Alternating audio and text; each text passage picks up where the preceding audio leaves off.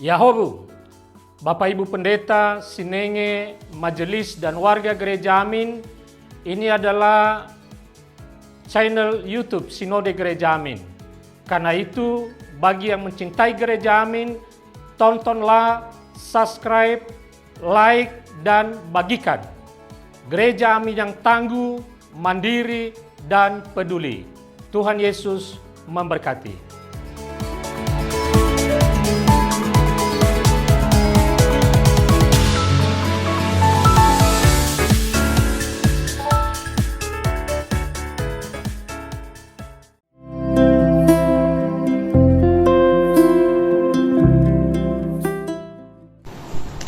Hai Teens, berjumpa lagi dalam TFC. Saat ini kita akan mendengarkan tulisan dari Pendeta Agus Gunawan dalam renungan Teens for Christ yang akan dibawakan oleh saya, Tia Gabriela Nikita, dengan tema menghindari percabulan.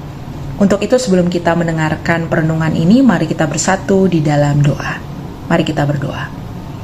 Bapa di surga, kami bersyukur karena pada saat ini kami boleh memberikan waktu kami dan bahkan diri kami sendiri untuk mendengarkan perenungan singkat pada saat ini.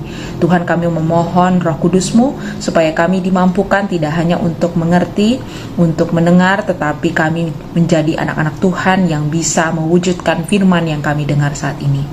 Tuhan, kami memohon pertolongan-Mu supaya kami dimampukan untuk melakukannya. Inilah doa kami Tuhan, hanya di dalam nama Tuhan Yesus Kristus. Amin. Yang menjadi dasar dari tema ini yaitu dari teks 1 Tesalonika pasalnya yang keempat ayat 1-5. Namun yang menjadi nats dari teks ini adalah dari ayat yang kelima.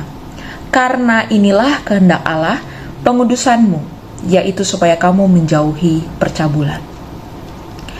Kata percabulan dalam bahasa Indonesia memiliki beberapa makna, tergantung pada konteksnya.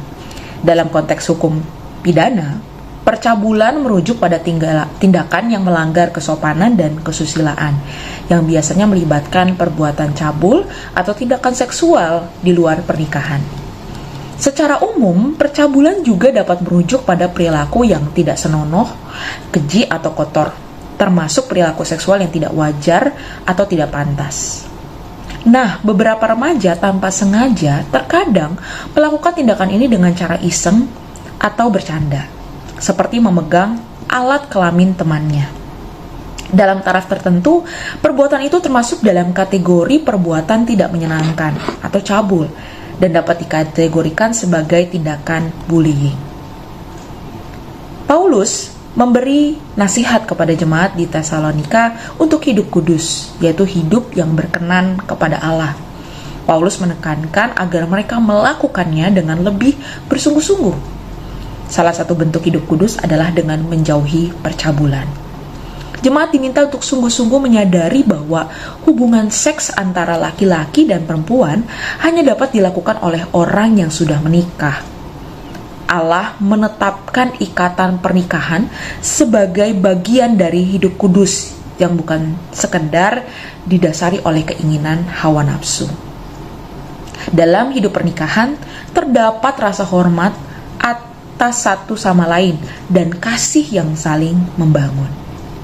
Teens, waspadalah agar kamu tidak menjadi korban dari keinginan hawa nafsu seseorang yang tidak bertanggung jawab. Oleh sebab itu, kamu harus menjaga diri dengan baik. Pada saat yang sama, jagalah dirimu sedemikian rupa agar kamu tidak menjadi pelaku tindak percabulan. Mulailah dengan menghindari tontonan yang berbau pornografi supaya nafsu seksual tidak muncul secara liar. Jauhilah percabulan. Mari kita berdoa. Bapa di surga, kami sudah mendengar apa yang menjadi kehendak-Mu. Biarlah Tuhan, kami sebagai remaja di dalam Tuhan, kami dimampukan untuk hidup kudus, hidup berkenan di hadapan Allah. Meskipun kami masih muda, banyak hal yang mungkin masih kami tidak ketahui dan kami penasaran dengan semua yang ada.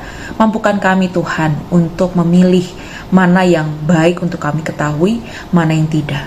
Mana yang baik untuk kami lakukan dan mana yang tidak. supaya Tuhan apa yang kami lakukan itu semua menjadi kesaksian yang hidup bahwa Tuhan adalah Tuhan kami dan kami adalah anak-anak Tuhan. Ya Tuhan, terima kasih untuk perenungan saat ini.